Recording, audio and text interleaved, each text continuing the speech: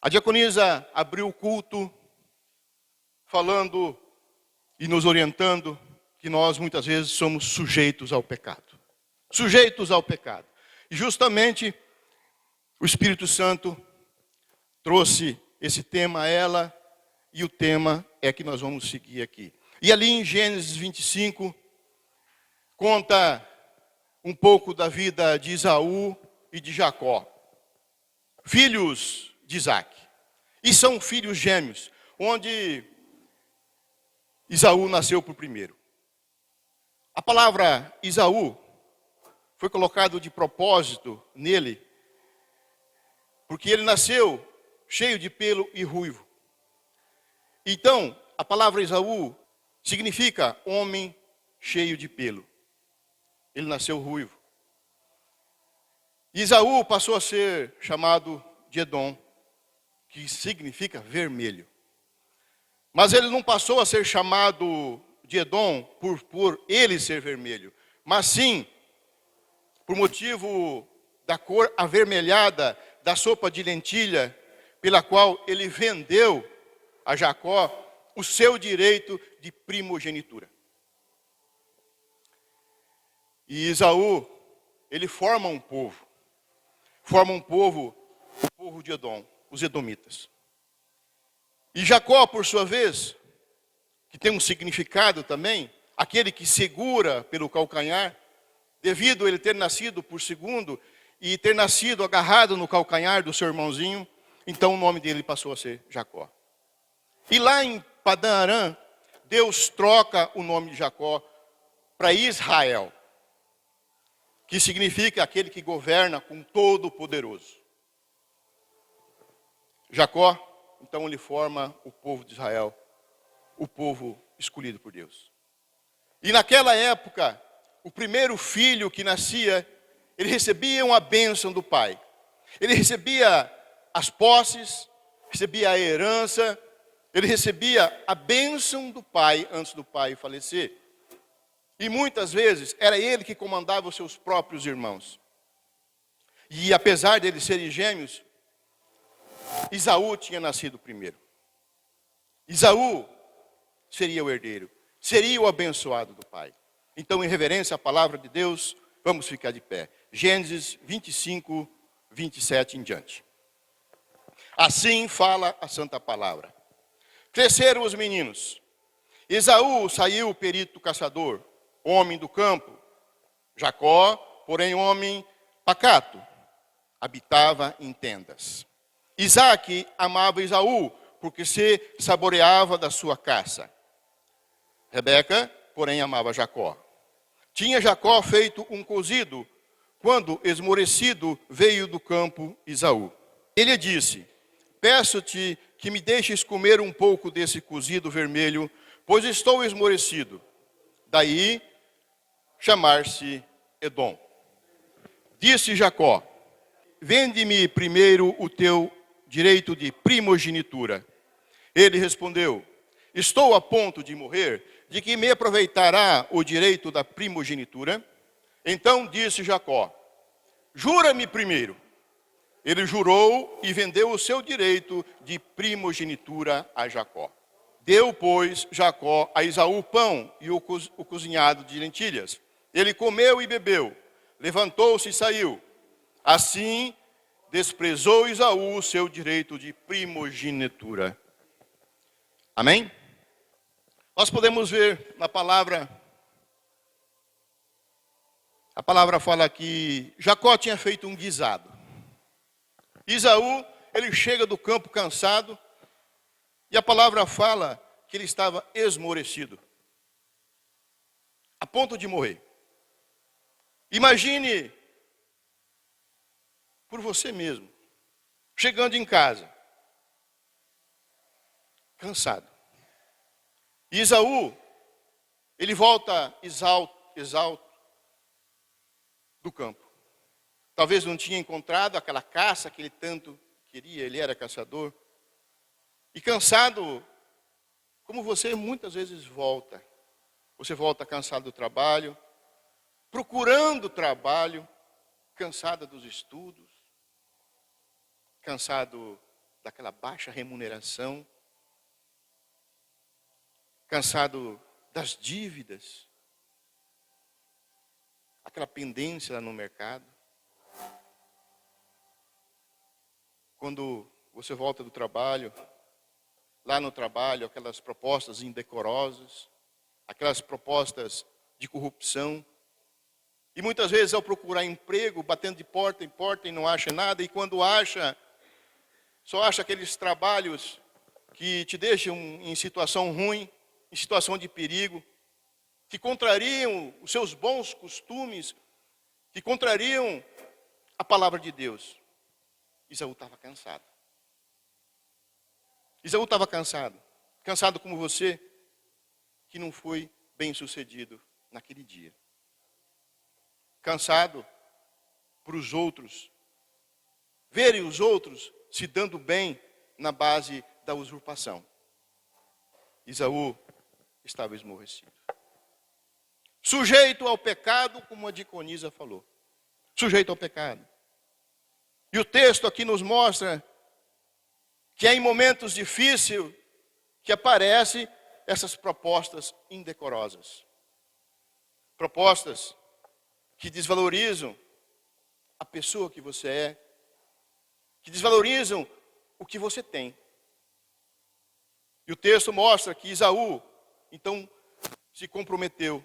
E comprometeu o seu futuro num momento difícil, num momento de dificuldade. Ele cedeu o seu futuro por um instante melhor, saciar sua fome.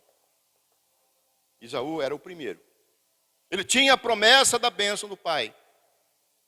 Talvez você não seja o filho primogênito, o primeiro de casa. Mas tem as mesmas promessas do primeiro. Você tem a promessa do pai. Você tem a mesma promessa do unigênito de Deus. Ele morreu e ressuscitou. E com isso você tem esse direito. Aquele que crê em Jesus como único, suficiente Salvador, esse tem o mesmo direito do unigênito de Deus. Esaú, ele herdaria a bênção do pai. E você vai herdar a vida eterna. Você vai herdar a coroa da vida. Mas apesar das promessas,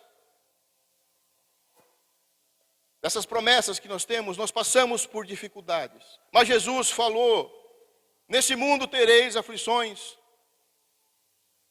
Esaú ia herdar do pai. Mas no momento, ele não tinha nada.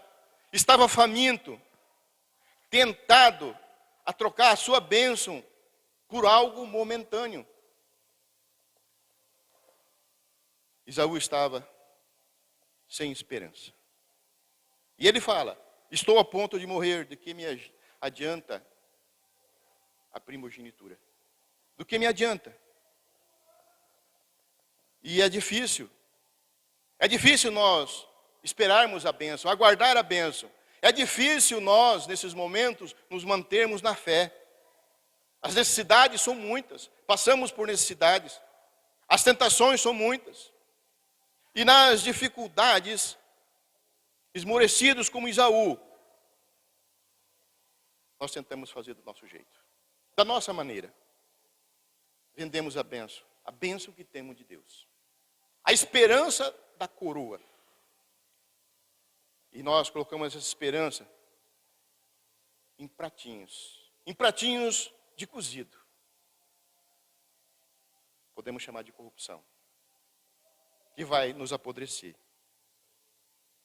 Queremos ajeitar a nossa vida temporariamente. E deixamos para se arrepender depois. Depois é muito tarde. Esaú, ele caiu pela necessidade. Ele caiu pela fome. E quantas vezes nós também nos iludimos por momentos melhores. Acabamos deixando de receber essa bênção. Bênção que nos edificam, tanto aqui na terra como no céu. Bênção que nos criam possibilidade de acumularmos galardão, de estarmos junto com Deus. Simplesmente abandonamos por pequenos benefícios momentâneos, algo temporário, algo que surgiu. Perdemos a salvação, perdemos a vida eterna. São momentos difíceis. Foi muito difícil estar aqui em cima hoje. Muito difícil estar aqui trazendo essa palavra para vocês. Para mim e para vocês. No versículo 29, a palavra fala que Esaú chegou do campo muito cansado. Cai na armadilha. Cansado, cai na armadilha do seu irmão. Justamente do seu irmão, gêmeo. Aquele que estava o tempo todo junto. E Jacó, ele também queria ser bem-sucedido. Ele queria bênção para si. E ele não mediu consequência. E ele pecou. Caiu no pecado.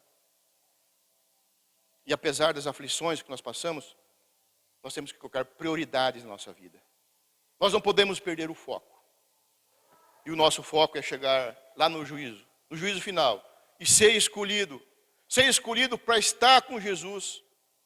Ser escolhido para comandar com Jesus. Mas pastor, como assim comandar com Jesus? Sim, nós temos uma promessa. É lá que está o nosso galardão. Em 1 Coríntios 6:3, a palavra fala: não sabeis que havemos de julgar os próprios anjos? Julgaremos junto com Jesus. 2 Timóteo 2:12, Paulo fala: se perseverarmos, também com ele reinaremos. Em Apocalipse 3:21, Jesus falando: ao vencedor, dar-lhe-ei sentar-se comigo no meu trono, glória a Deus, reinaremos com Jesus. Não troque tudo por um prato de lentilha. Temos promessas de bênção do Pai. É bom ser bem-sucedido aqui na terra? É. E nós devemos nos esforçar para ser bem-sucedidos aqui na terra. Mas não é o nosso objetivo principal. Não é o objetivo principal do cristão. Não que nós não podemos ser bem-sucedidos. Não que nós não podemos ser bem remunerados. Mas buscai primeiro a bênção de Deus. Buscai primeiro o reino de Deus e tudo mais será acrescentado. E realmente, o que interessa para nós é a salvação. Não perca a sua bênção. O que mais cabe a nós é a vida eterna. E a vida eterna junto com Jesus. Mas nós muitas vezes botamos a perder. Cansado da luta, do dia a dia, como Esaú, nós acabamos abrindo a guarda. Nós descuidamos. E é o momento que o inimigo vem para atacar. É o momento que o desocupado, o que fica lá na tenda com o seu cozido, aproveita para colocar armadilhas. Ele tem tempo de ficar na sua barraca. Você está trabalhando. E é aquele momento que você volta lá do trabalho, aquele momento de cansaço, aquele momento que você não tem nada para levar para sua família, mãos abanando, e é ali que surgem aquelas oportunidades. Propostas indecorosas surgem para nós. E é nesse momento que nós temos que vigiar. Temos que tomar cuidado. Nós não podemos vender a nossa primogenitura. Temos que estar na presença de Deus. São esses momentos difíceis da nossa vida, que vão surgir as tentações.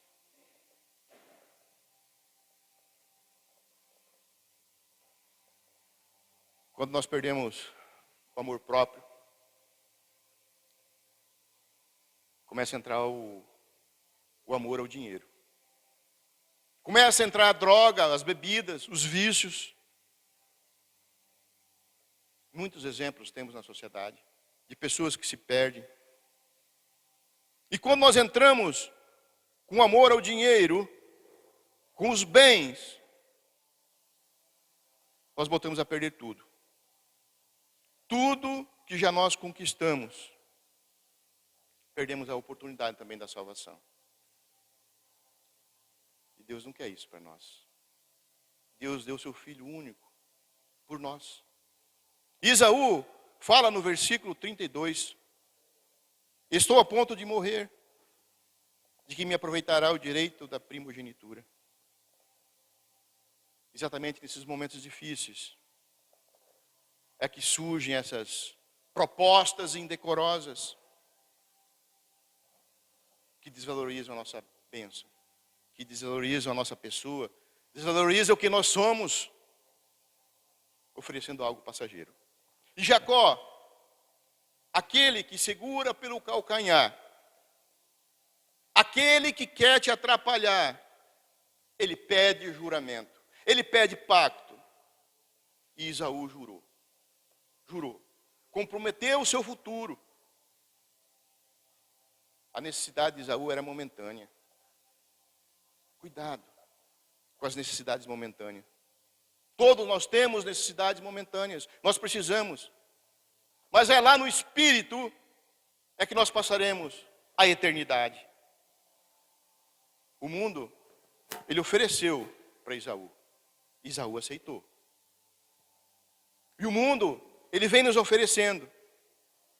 Mas não pratique aliança com o mundo. Não venda a sua alma por um prato de lentilha. Permaneça na promessa. Em Apocalipse 21:4, a palavra fala: Ele enxugará dos seus olhos toda lágrima. Não haverá mais morte, nem tristeza, nem choro, nem dor, pois a antiga ordem já passou. A antiga ordem já passou. Esaú tinha uma promessa. Esaú desperdiçou. Você tem a promessa. Mantenha-se na fé. Mantenha-se firme na fé. Amém? Glória a Deus. Vamos ficar de pé. Vamos louvar o Senhor. Glória a Deus.